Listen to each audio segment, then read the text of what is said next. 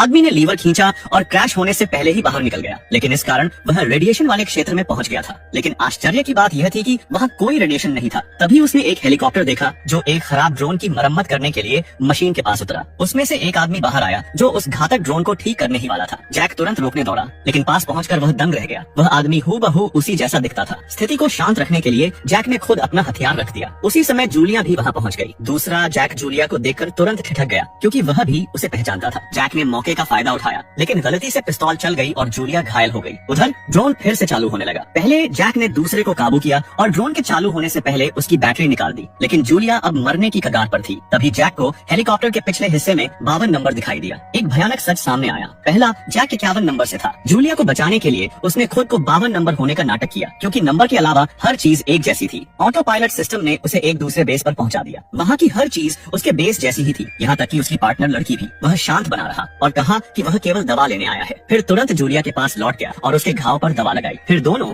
मानव शरण स्थल की ओर निकल पड़े। जैक को समझ आया कि हेनरी की बातें सच थी। असल में जैक एलियन मशीनों द्वारा बनाया हुआ एक हत्यारा और मोहरा था। उन्होंने जैक के अनगिनत हमशक्ल बना लिए, पृथ्वी को टुकड़ों में बांट दिया और हर हिस्से की निगरानी एक हमशक्ल से करवाई। असल में एलियन मशीनें पृथ्वी का जल भंडार चुपचाप चूस रही थी। हेनरी ने जैक को एक पागलपन भरी योजना बताई, एक परमाणु बम को ड्रोन पर लादकर सीधे एलियन मशीन के हेडक्वार्टर पर हमला करना। लेकिन तभी टाइटन के ड्रोन मानव शरण स्थल में घुस आए और निर्दयता से गोलीबारी शुरू कर दी। बचे हुए इंसानों ने अंततः उस ड्रोन को नष्ट कर दिया, लेकिन हेनरी घायल होकर मर गया। उनका परमाणु बम ले जाने वाला ड्रोन भी खराब हो चुका था। प्लान फेल होता दिख रहा था। ठीक उसी समय जूलिया को याद आया कि एलियन मशीनें उसे पागलों की तरह ढूंढती हैं, तो उसने खुद को एलियन मशीन टाइटन के हवाले करने का प्लान बताया, क्योंकि बिना किसी कारण के एलियन मशीन के पास कोई भी नहीं जा सकता था। जूलिया ने परमाणु बम के साथ स्लीपिंग पॉड में प्रवेश किया। जैक जहाज को लेकर टाइटन की ओर चल पड़ा। यात्रा के दौरान उसे 60 साल पुरानी सच्चाई याद आई। जैक असल में एक अंतरिक्ष यात्री था, जहाँ पहली बार वे एलियन मशीन टाइटन के मिशन पर गए थे। लेकिन टाइटन मशीन ने जैक और उसकी महिला पार्टनर को अपनी मशीन के अंदर खींच लिया था। संभवतः